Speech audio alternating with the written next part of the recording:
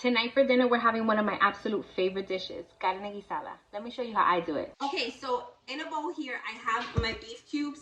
I just get the ones that are already cubed up in the grocery store, and I chop them really thin because right now I do not have a lot of time and I need them to cook a little bit faster. I season up my beef cubes with a little bit of this goya mojo. You could use lime juice too. This already has some citrus in it, so I'm just gonna go ahead with this. Some adobo, a little bit of salt, some black pepper, some oregano, a little bit of cumin, garlic powder, onion powder, paprika.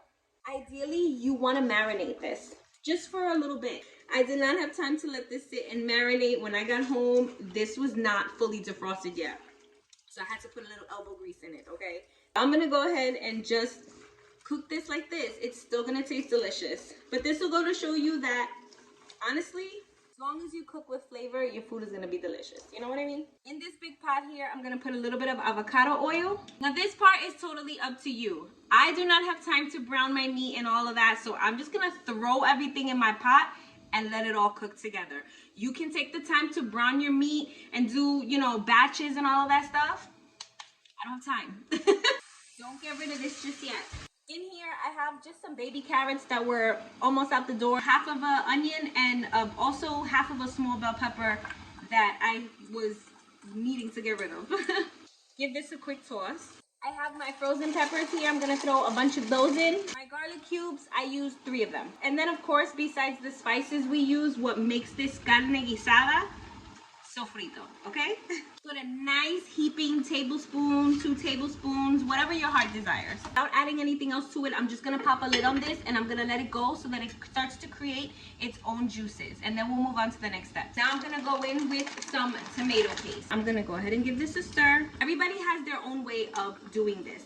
There's some people that don't like to put the tomato sauce in it. They would just rather leave it, the water and the tomato paste, or some people literally just use water. I like the flavor that the tomato sauce gives it, so that part is completely up to you. But I highly suggest it. In that same bowl where the meat was marinating, I'm gonna go ahead and pour some water in there. That way you get some of that marinade of whatever was left in the bowl, you know?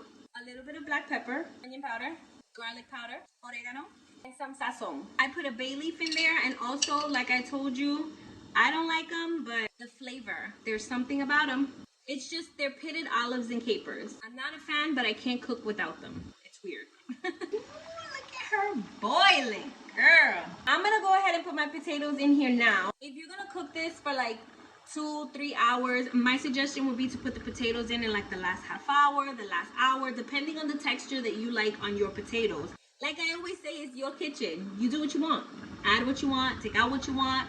That's your business. Excuse my dog barking, okay? It's simmering away nicely, so I'm gonna go ahead and pop a lid on it, and I'm gonna bring it down to about medium-low. A little closer to low than to medium. I'll let you know exactly how long I left it for when it's all done. There she is. Oh my gosh, she looks delicious. I just sprinkled a little bit of dry parsley on it, you know, to make it look fancy. But if you have some fresh parsley or fresh cilantro, sprinkle that over top. It's just gonna take it to another level, okay? So, of course, we have to taste. Got a little piece of meat on there and some rice. And, of course, we're tasting with a spoon because that's just, like, the perfect bite. You know what I mean? That is so delicious. It just falls apart. This is technically my husband's plate, so maybe I should stop eating it, right?